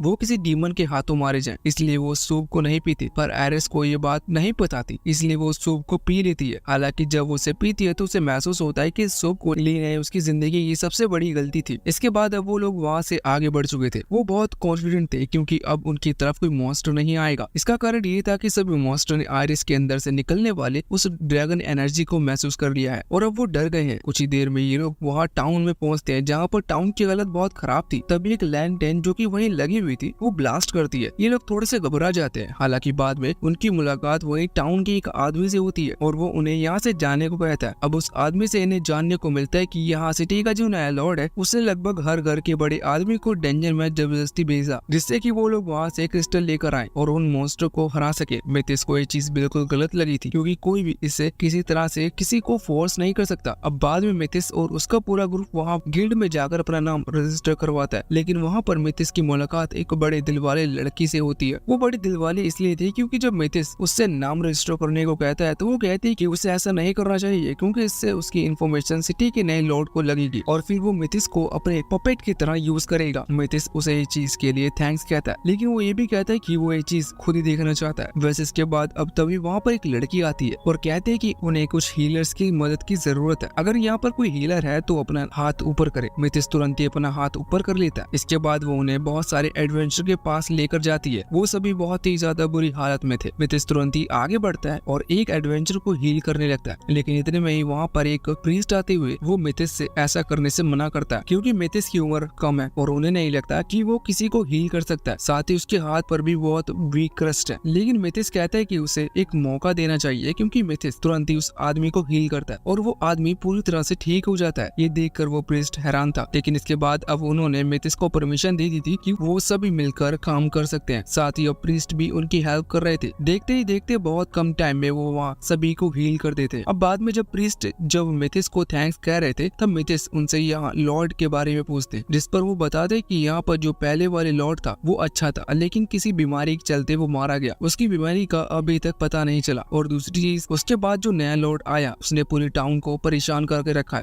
मिथेस समझ चुका था कि शायद ही डीमंस का काम है। इसके बाद अब हम देखते हैं कि वो सभी एक रूम लेकर वहीं पर रुक गए थे क्योंकि मिथेस ने फैसला किया था कि वो यहाँ के लोगों की मदद करेगा। अभी वो 4 चारों ही एक रूम में रुके हैं जहाँ पर मिथिस बताता है कि वो किंगडम में एक सीक्रेट लेटर भेजने वाला है यहाँ की कंडीशन बताने के लिए। हालांकि इसके बाद जब सभी सो रहे थे तो मिथिस और ल्यूरा को नींद नहीं आ रही थी क्योंकि मिथिस ल्यूरा को पसंद करता है और ल्यूरा मिथिस को, इसलिए उन्हें थोड़ा सा अजीब लग रहा था एक ही रूम में सोकर। सीन चेंज होता है, हम देखते हैं कि अगले दिन वो सुबह एक डंजन के बाहर आते हैं। डंजन के अंदर जाकर उन्होंने वहाँ के बॉस को बहुत ही कम टाइम में हरा दिया था। वो उसका स्कल लेकर सीधा गिल्ड में पहुंचते जहाँ पर वो बड़े दिल वाले रिसेप्शनिस्ट को वो स्कल दिखाते हैं। वो रिसेप्शनिस्ट हैरान थी लेकिन वो कहते हैं कि हम इसे एक्सेप्ट तो कर रहे हैं लेकिन इस बार मुझे इस चीज के बारे में लॉर्ड को भी इन्फॉर्म करना होगा। मिथिस कहते हैं कि मुझे इससे कोई प्रॉब्लम नहीं है लेकिन वो बड़े दिल वाली रिसेप्शनिस्ट उसमें लिख देती है कि मिथिस बहुत कमजोर हीलर है, उसने जानबूझकर लिखा था जिससे कि लॉर्ड का ध्यान उस पर ना जाए। वैसे हम देखते हैं कि मिथिस घर पर पार्टी कर रहा था क्योंकि उन्होंने एक बहुत बड़े मॉन्स्टर को खत्म किया, इसलिए उन्हें अच्छा खासा रिवॉर्ड मिला है। अब यहाँ से निकलने के बाद मिथिस नोटिस करता है कि उसके ऊपर कुछ लोग नजर रखे हुए हैं। वो समझ गया था कि ये लॉर्ड के आदमी है, इसलिए वो धीरे धीरे आगे बढ़ते हैं और फिर मिथिस टेलीपैथी से उन सभी से कहता है कि हमें कुछ देर के लिए गायब होना होगा। वो तुरंत ही इनविजिबल स्पेल का इस्तेमाल करते हुए गायब हो जाते हैं। अभी बाकी सभी हैरान थे कि लेकिन इसके बाद अचानक से मिथिस और बाकी सभी उनके सामने आते हैं और उनका जो लीडर था वो मिथिस को पकड़ लेता है। लेकिन ये देखकर यहाँ सभी गर्ल्स हंस रही थी। अब इसके बाद में लड़ाई होती है और बहुत ही जल्दी लड़ाई खत्म भी हो जाती है क्योंकि वो आदमी लोग हार गए थे। अगले सीन में हम देखते हैं कि मिथिस अभी सभी गर्ल्स के साथ उस खास आदमी से मिलने गया था जिसे किंग ने भेजा है। किंग को लेटर मिल चुका था इसलिए उन्होंने अपने पर्सनल आदमी को यहाँ भेजा। वो आदमी मैसेज लाया था कि अगर सच में लॉर्ड की गलती है तो उसे उसकी पोजीशन से निकाल देना चाहिए, इसलिए वो मिथिस की मदद करेगा। अभी लोग ही उस लॉर्ड को हाइड आउट पर पहुंचाते हैं। हालांकि वहाँ पहुंचाने के बाद उनका मुकाबला कई सारे लोगों से होता है लेकिन वो डीमंस नहीं थे, मतलब इतने ताकतवर नहीं थे। इसी वजह से मिथिस ने एक ही अटैक के साथ उन सभी को हरा दिया था। पर अब उस घर के अंदर लॉर्ड नहीं मिल रहा था क्योंकि वो चुप कर कहीं बैठा हुआ था। लेकिन अब लॉर्ड ढूंढते हुए मिथिस को नीचे एक रास्ते मिलता है जो कि एक बेसमेंट की तरह था। वो वहाँ पर जाते हैं। दूसरी तरफ हम वहाँ लॉर्ड को देखते हैं। वो खुश था क्योंकि उसे लगा नहीं था कि वो पकड़ा जा सकता है, लेकिन इतने में मिथिस उस किंग के भेजे हुए आदमियों को लेकर वहाँ पहुँचता है। अभी वो आदमी लॉर्ड से कहता है कि उसे उसकी पोजीशन निकाला जा रहा है। लॉर्ड गुस्सा था और वो जाने को तैयार नहीं था लेकिन मिथिस अपने स्पेल से उसे बेहोश कर देता है। मिथिस कहता है कि शायद ये डीमंस के साथ मिला हुआ था और तभी मिथिस को वहाँ पर एक कागज मिलता है जिसमें उसे हल्की सी डीमन एनर्जी महसूस होती है। इससे उसका शक यकीन में बदल गया था। कुछ ही देर बाद हम देखते हैं कि वहाँ टाउन की तरफ कुछ मॉन्स्टर्स आना शुरू हो गए थे। मिथिस समझ गया था कि लॉर्ड डीमन के साथ मिलकर ड्रैगन वेन्स को एक्टिवेट कर रहा है। असल में यहाँ पर भी एक ड्रैगन वेन है, इसलिए मिथिस बताता है कि 2 घंटे के अंदर हमने उसे स्टॉप नहीं किया तो यहाँ पर बहुत सारे मॉन्स्टर्स आ जाएंगे। इसी के लिए मिथिस और उसके सभी दोस्त वहाँ से निकल गए थे उस ड्रैगन वेन को ढूंढने के लिए। उसे एक डंजन के अंदर को वेन मिल जाती है। मिथिस तुरंत ही वहाँ की दीवार हटाने को कहता है। जब मिट्टी सामने से हटती है तो ड्रैगन वेन उनके सामने था। हालांकि बाहर भी कुछ मॉन्स्टर आ गए थे, इस वजह से मिथिस सभी गर्ल्स से कहता है कि वो इसे बंद करे जब तक मिथिस उन मॉन्स्टर को हराएगा। अभी मिथिस वहाँ से जब बाहर आता है तो उसे वहाँ बहुत सारे मॉन्स्टर दिखते हैं। वो तुरंत ही उन्हें खत्म कर देता है जिसके बाद उसकी मुलाकात वहाँ एक डीमन से होती है। अभी मिथिस को देखकर उस डीमन ने तुरंत ही अपने बॉस को कॉन्टेक्ट कर लिया था। उसका बॉस अभी जब उस डीमन से बात कर रहा था तो मिथिस एक स्पेल की मदद से उनकी बातों को सुन लेता है। मिथिस को जानने को मिलता है कि इसका जो बॉस है उसे ड्रैगन वेन की असली पावर के बारे में पता है, इसलिए उसे रोकना सबसे ज्यादा जरूरी है। अभी पहले मिथिस इस डीमन से फाइट कर रहा था लेकिन ये डीमन भी जानता था कि मिथिस के पास जो वीकेस्ट क्रेस्ट है वो इतनी ज्यादा स्ट्रॉन्ग है, इसी वजह से ये दूर से ही लड़ने की कोशिश कर रहा था। मिथिस ये देखकर हैरान था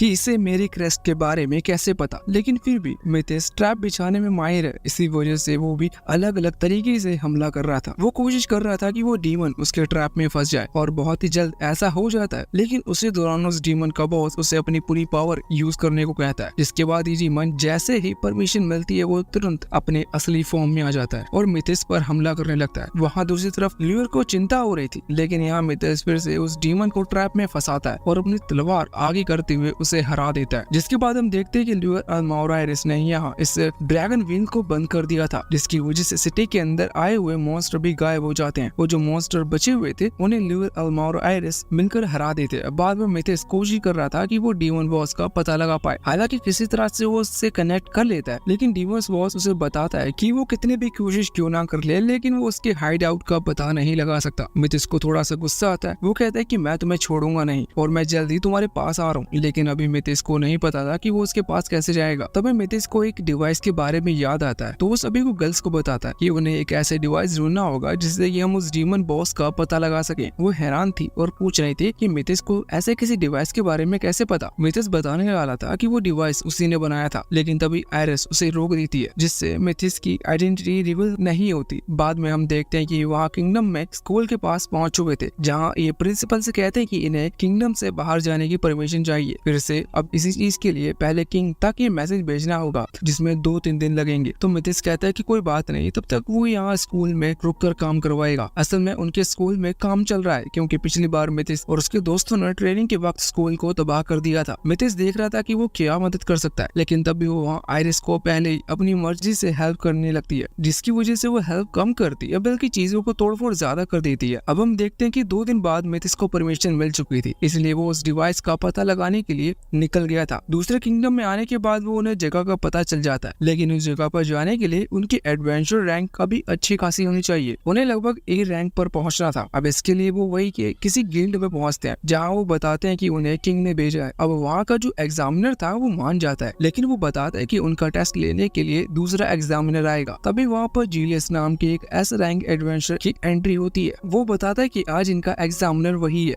और मिथिस को उसी से फाइट करनी होगी। हालांकि अभी वो पहले वाला एग्जामिनर ऐसा करने से मना कर रहा था, क्योंकि जूलियस बहुत ताकतवर है। लेकिन जूलियस मिथिस से कहता है कि अगर उसे A रैंक पर पहुंचना है तो जूलियस से तो लड़ना होगा। साथ ही जूलियस उन्हें ये भी कहता है कि अगर मिथिस ने उसे हरा दिया तो इसके बदले वो बाकी तीनों गर्ल्स को भी बिना टेस्ट लिए पास कर देगा। मिथिस के हिसाब से ये डील सही थी, इसलिए वो हाँ कर देता है। बाद में वो दोनों आमने सामने थे। जूलियस मिथिस से कहता है कि वो मैजिक का यूज नहीं करेगा, इसलिए मिथिस को उसे हराने में आसानी हो सकती थी। लेकिन मिथिस नोटिस करता है कि वो मैजिक का यूज कर रहा है। हालांकि वो समझ गया था कि जूलियस को भी ये चीज नहीं पता कि वो मैजिक यूज कर सकता है। अभी लड़ाई के दौरान जूलियस कई तरह के स्पेल एक साथ करता है, वो भी बिना जाने, लेकिन मिथिस ने किसी तरह से फिर भी उसे हरा कर दूर फेंक दिया था। जूलियस ये देखकर हैरान था, क्योंकि वो एक S रैंक का एडवेंचर है। हालांकि बाद में मिथिस ने उसे एक बुक देता है। जूलियस कहता है कि उसे मैजिक यूज करना नहीं आता, लेकिन मिथिस कहता है कि नहीं, तुम्हें फाइट के दौरान अपने आप ही मैजिक स्पेल का इस्तेमाल करते हो, लेकिन इससे तुम उन्हें और ज्यादा पावरफुल कर पाओगे। जूलियस मिथिस को थैंक्स कहता है और फिर उनकी रैंक बढ़ा देता है। बाद में अब वो फिर से मिलते हैं, तो जूलियस कह रहा था कि क्या वो उसकी टीम को ज्वाइन करेगा, जिस पर मिथिस मना कर देता है और कहता है कि अभी वो दूसरी जगह पर जा रहे हैं और उस जगह के लिए रैंक बढ़ाना जरूरी था, इसलिए उन्होंने रैंक बढ़वाई। जूलियस कहता है कि ठीक है, लेकिन वो जगह खतरनाक है, इसलिए अगर तुम्हें कभी लगे कि तुम्हारी मदद की जरूरत है तो मुझे बुला सकते हो। मिथिस उसे थैंक्स कहता है और इसके बाद अब वो सभी वहाँ से निकल जाते हैं। रास्ते में अभी उन्हें सामने एक ग्रुप दिखाई देता है, जिसमें बहुत सारे आदमी थे। ये असल में यहाँ से गुजर रहे लोगों का सामान लूटते हैं, इसलिए मिथिस सभी से कह रहा था कि हमें देखकर आगे बढ़ना होगा। सबसे पहले वो ल्यूर और अल्मा के ऊपर एक स्पेल का इस्तेमाल कर उनका क्लोन बना देता है, जिससे कि अल्मा ल्यूरा अपना काम बैकग्राउंड में रहकर कर सके। अब मिथिस और आयरिस उन क्लोन के साथ आगे बढ़ रहे थे, जिस दौरान सामने से वो ग्रुप हमला कर देता है। वो बहुत सारे तीर चला रहे थे। ये लोग किसी तरह से उन तीरों से बच जाते हैं, लेकिन इतने में ल्यूर और अल्मा ने वहाँ एक खास चीज एक्टिवेट कर दी थी, जो कि मिथिस ने उन्हें दी थी। इससे बहुत सारी गैस निकलती है और ये सभी लुटेरे सो जाते हैं। अभी मिथिस ल्यूर और अल्मा को ढूंढने की कोशिश कर रहा था, लेकिन वो दोनों भी उसकी वजह से सो गई थी। अभी आयरिस को जैसे ही वो दोनों मिलती हैं, तो आयरिस तुरंत ही अपना एक ब्रश निकालती हैं और अल्मा के चेहरे पर कुछ बनाने लगती हैं। मिथिस को भी सही चांस लगता है अपने ब्रश का यूज करने का, लेकिन वो कुछ भी करे इससे पहले ही ल्यूर को होश आ जाता है। कुछ देर में अल्मा को भी होश आ गया था। वो अपने चेहरे पर उसका निशान देखकर हैरान थी, लेकिन आयरिस उसे ऐसा रिएक्ट करती है जैसे कि वो इनोसेंट है और उसने कुछ भी नहीं किया। इसके बाद अब वो लोग उस जगह पर पहुंच जाते हैं। असल में वहाँ पर एक टाउन है, लेकिन मिथिस देखता है यहाँ पर लोग बहुत ही अजीब बर्ताव कर रहे हैं। वो समझ जाता है कि ये लोग डीमन के कब्जे में हैं। जब वो उनके करीब आता है तो उन्हें देखता है, तो उनके सर पर एक खास तरीके का स्पेल लगा हुआ था, जिनसे उन लोगों को कंट्रोल किया जा रहा था। मिथिस जानता था कि यहाँ जो डीमंस वो ह्यूमंस के बेस में भी हो सकते हैं, इसलिए अब मिथिस और बाकी इसके दोस्त ऐसा बिहेव करते हैं जैसे कि वो उस स्पेल के कब्जे में है और ज़ॉम्बी जैसे रिएक्ट करते हुए आगे बढ़ने लगते हैं। आगे बढ़ते वक्त आयरिस अजीब अजीब रिएक्शन दे रही थी, जो देखते हुए एक डीमन वहाँ आता है। वो कहता है कि शायद तुम्हारे सर पर लगा स्पेल कुछ ज्यादा ही पावरफुल है, मुझे उसे कमजोर करना होगा। लेकिन बाद में आयरिस ठीक तरीके से चलने लगती है, जिसके बाद वो डीमन वहाँ से चला जाता है। अब मिथिस और बाकी इसका ग्रुप बाकी ह्यूमंस के साथ एक माइन में पहुंचते हैं, जहाँ पर उन्हें पता चलता है कि ये डीमन ह्यूमंस से बहुत ही सारी माइनिंग करवा रहे हैं क्रिस्टल कलेक्ट करने के लिए। मिथिस कहता है कि क्रिस्टल कलेक्शन बहुत खतरनाक है, क्योंकि इससे ये पूरे किंगडम को भी ब्लास्ट कर सकते हैं, इसलिए उन्हें रोकना ही सही होगा। मिथिस कहता है कि हम यहाँ से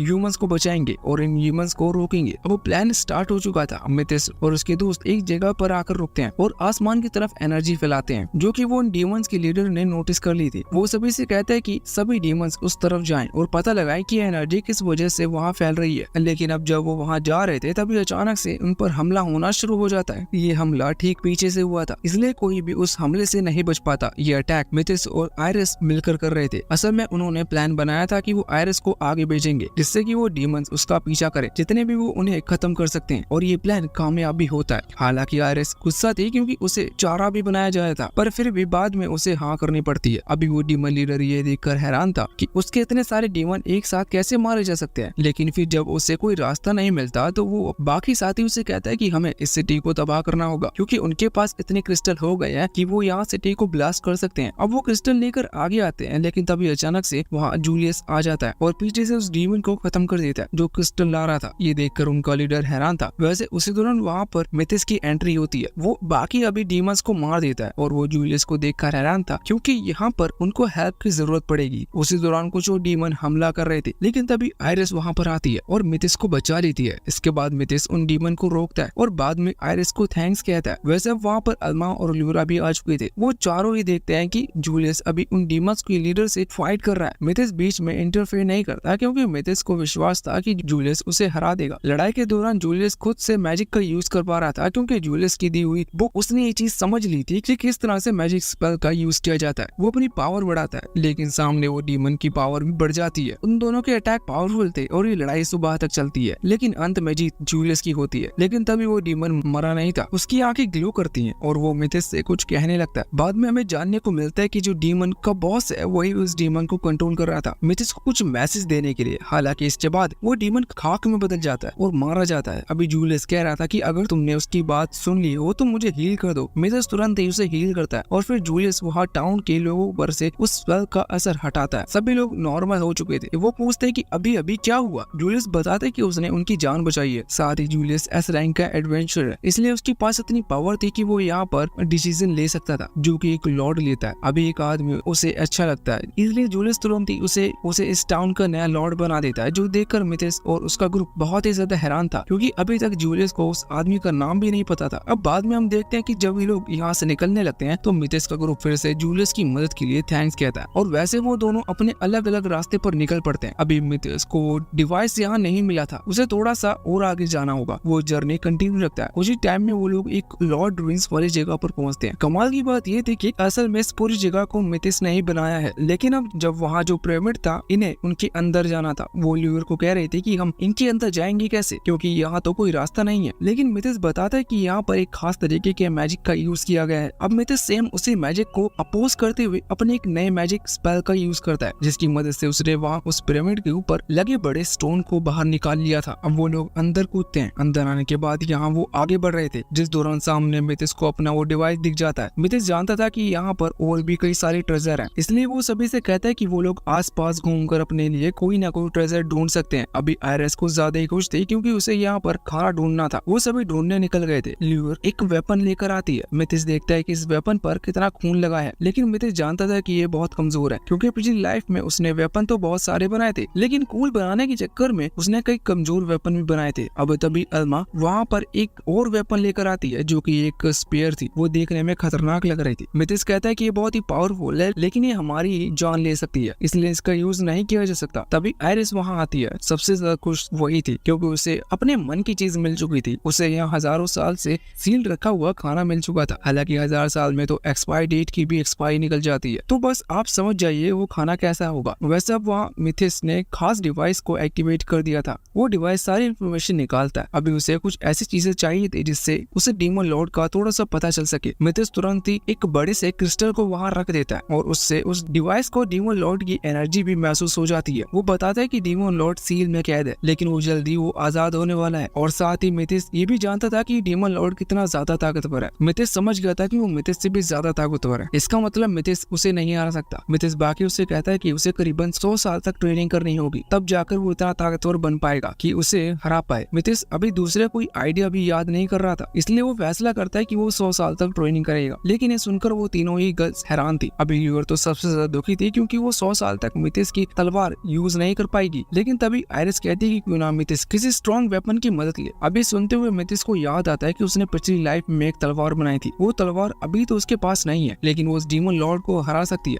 वो उस डिवाइस से उस तलवार का भी पता लगा देता है और फिर वो उसे लेने के लिए निकल पड़ते हैं। लेकिन रास्ते में उन्हें एक एनर्जी महसूस होती है, जिससे मिथिस समझ चुका था कि डीमन लॉर्ड अब उस सील से आजाद हो गया है। वैसे डीमन लॉर्ड का नाम जॉर्डियस है, वो जल्दी यहाँ पर पहुंचने वाला है। इसलिए मिथिस तुरंत ही अल्मा और लोरा से कहता है कि वो किंगडम के बेसमेंट के अंदर जाएं, क्योंकि वो तलवार वहीं पर है। मिथिस ने उन्हें तलवार की परफेक्ट लोकेशन भी बता दी थी, लेकिन इस चीज में थोड़ा सा टाइम लगेगा और इतने में वो डीमन लॉर्ड यहाँ पर ना आ जाए, इसलिए मिथिस अभी बैरियर के बाहर रुकेगा। अब अल्मा और लोरा वहाँ से चले गए थे और मिथिस आयरिस के साथ यहाँ पर रुका हुआ था। आयरिस भी अपने ड्रैगन फॉर्म में वापस लौट आई थी। उसी दौरान वो लोग आसमान में एक पोर्टल को ओपन हुआ देखते हैं। मिथिस उस पोर्टल को डिस्ट्रॉय करने की कोशिश करता है, लेकिन उसके पास इतनी पावर नहीं थी कि वो उस पोर्टल को डिस्ट्रॉय कर सके। दूसरी तरफ वहाँ लूर और अल्मा दोनों ही उस तलवार के लिए पैलेस की तरफ बढ़ रहे थे, मगर उन दोनों को ही डर था कि क्या पता वो टाइम पर वहाँ से वापस लौट पाएंगे कि नहीं। लेकिन फिर भी ये सोचने का समय नहीं था। अब तभी उनकी नजर ऊपर की तरफ जाती है, जहाँ जॉर्डियस बाहर आ चुका था।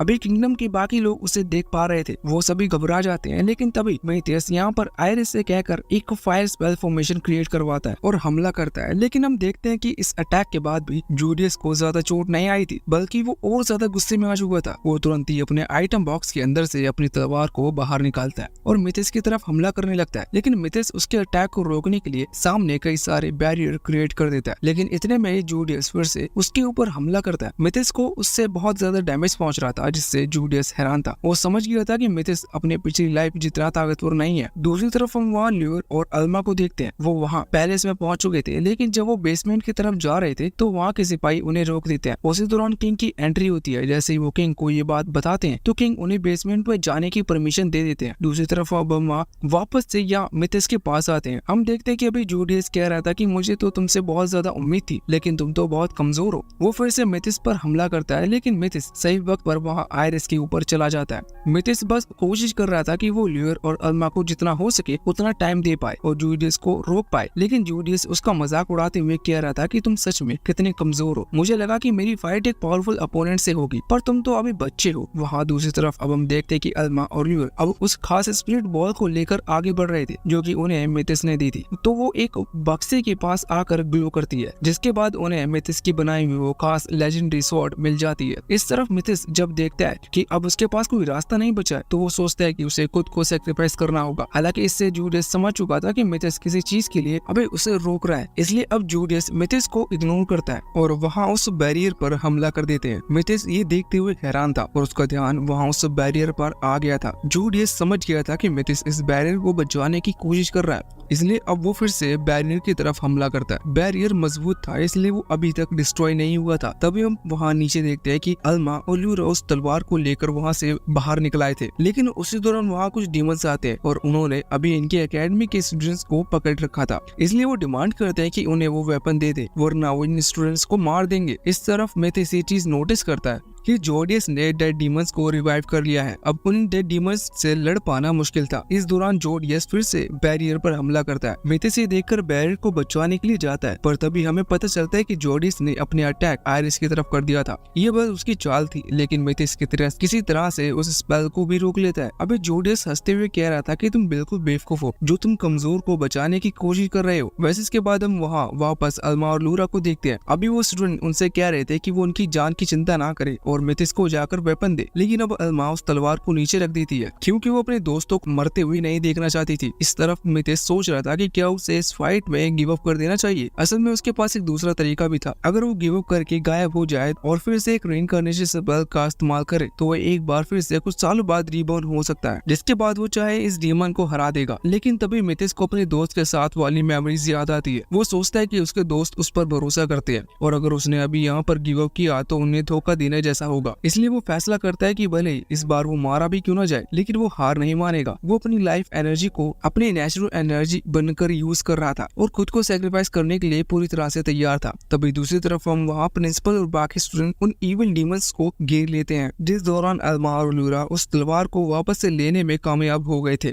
इस तरफ मिथिस को पूरा भरोसा था कि उसके दोस्त उसकी तलवार वापस लेकर आएंगे, इसलिए वो बिना कुछ सोचे आयरिस के ऊपर बैठकर हमला करने के लिए आगे बढ़ जाते हैं। लेकिन उसी दौरान जूडियस किसी खास स्पेल का इस्तेमाल करता है, जिसके बाद आयरिस फिर से ह्यूमन फॉर्म में आकर नीचे गिर गई थी। लेकिन उसी दौरान आयरिस यहाँ से मिथिस की तलवार मिथिस तरफ फेंकती है। मिथिस तलवार कैच कर लेता है, लेकिन उसी दौरान एक दूसरे डीमन ने उसकी बॉडी से तलवार को आर पार कर दिया था। ये देखकर अल्मा और लूरा बहुत ही दुखी हो गए थे। वो सोचते हैं कि उनकी लास्ट होप भी खत्म हो चुकी है, लेकिन तभी मिथिस की तलवार शाइन करना शुरू कर देती है और मिथिस के अंदर एक मैसिव अमाउंट में मैजिक एनर्जी फ्लो होने लगती है। मिथिस बताता है कि इसकी तलवार को एक्टिवेट करने के लिए उसे खुद की जान लेनी पड़ेगी, लेकिन अब वो तलवार एक्टिवेट हो चुकी थी। इसका मतलब वो खुद को ही हील कर सकता है। वो तुरंत ही खुद को हील करता है। अभी जूडियस ये देखकर हैरान था कि मिथिस की मैजिक एनर्जी उससे भी ज्यादा बढ़ चुकी है, लेकिन इसके बाद मिथिस आगे बढ़ता है और बहुत स्पीड के साथ उस पर हमला करते हुए उसे मार देता है। जूडियस मरते मरते कह रहा था कि तुम ज्यादा खुश मत होना, क्योंकि मेरी तरह इस वर्ल्ड में बहुत सारे पावरफुल डीमंस हैं जो कि तुम्हें कभी खुश नहीं रहने देंगे। मिथिस उसकी बात पर ज्यादा ध्यान नहीं देता। बाद में हम देखते हैं कि प्रिंसिपल अभी मिथिस को थैंक्स और कांग्रेचुलेशंस कह रहे थे, जिस दौरान वो बताते कि उन्होंने एक भी लाइफ नहीं खोई। सब लोग बिल्कुल पूरी तरह से ठीक है, बस कुछ बिल्डिंग डिस्ट्रॉय हो चुकी हैं जो कि वो ठीक कर लेंगे। अगले दिन हम देखते हैं कि मिथिस अभी तैयार हो रहा था क्योंकि उसे किंग से मिलने के लिए जाना था। वो अपने सेम दिखने वाले नए कपड़े पहन रहा था, जिस दौरान आयरिस, ल्यूर और अल्मा अभी गेट से छुपकर उसे देख रहे थे। हालांकि मिथिस जब गेट ओपन करता है तो वो तीनों वहाँ से नीचे गिर जाते हैं। अगले दिन हम देखते हैं कि ये सभी अब किंग के सामने पहुंच चुके थे। किंग मिथिस से पूछते हैं कि उसे इस बार क्या रिवॉर्ड चाहिए, जिस पर मिथिस कहता है कि वो बस अपने एडवेंचर की जर्नी कंटिन्यू रखना चाहता है। किंग उसे परमिशन दे देते। वैसे मिथिस खुश था कि किंग ने उस तलवार को वापस नहीं मांगा क्योंकि वो तलवार टूट चुकी है। इधर अल्मा से जब पूछा जाता है कि उसे क्या चाहिए तो वो बहुत सारे पैसे मांगती है। दूसरी तरफ आयरिस खाना मांग रही थी, उसे सबसे ज्यादा खाना पसंद है। अब बाद में हम देखते हैं कि ये लोग वहाँ बेसमेंट की तरफ गए थे ट्रेजर देखने के लिए, क्योंकि ये चाहते थे कि इन्हें कुछ और ट्रेजर मिल जाए जो मिथिस ने बनाए हो, या फिर ऐसा ही कोई रेयर ट्रेजर। लेकिन इस दौरान उन्हें कुछ खास नहीं मिलता। लेकिन मिथिस को याद आता है कि उसने एक खास एरो बनाया था जो कि खास मेटल से बना हुआ था, लेकिन वो यहाँ नहीं था। अब वो उसे लेने के लिए एक शॉप पर जाते हैं। मिथिस को पता था कि वो वही है, लेकिन शॉप ओनर बताते कि वो तो उन्हें मेल्ट कर दिया, कि कोई उसे लेने नहीं आया। अब उसी शॉप पर ल्यूर को एक ज्वेलरी दिखती है। अल्मा कहती है मिथिस से कि ल्यूर उसे बहुत देर से देख रही है। मिथिस फैसला करता है कि वो उसे खरीदेगा, लेकिन वो उसे अभी नहीं खरीदता। तभी आयरिस को एक क्रिस्टल पसंद आ जाता है। वो मिथिस से उसे खरीदने को कहती है और मिथिस उसे खरीद कर दे देता है। बाद में इन्हें बुलाया जाता है क्योंकि अब इनके लिए एक नया मिशन आ चुका था एक और टाउन में जहाँ पर डीमंस ने हमला किया था, और अब वही डीमंस उस टाउन को चला रहे हैं। मिथिस और उसके दोस्त को जल्द से जल्द यहाँ से उस मिशन के लिए निकलना था। वैसे रात के टाइम हम देखते हैं कि मिथिस वही जो ज्वेलरी अभी ल्यूर को गिफ्ट कर रहा था, ल्यूर उसे पाकर बहुत ज्यादा खुश थी। वैसे इसके बाद उनके बीच में क्या हुआ ये हम फिर कभी जानेंगे, क्योंकि अब ये पार्ट और ये कहानी तो यहीं पर खत्म होती है।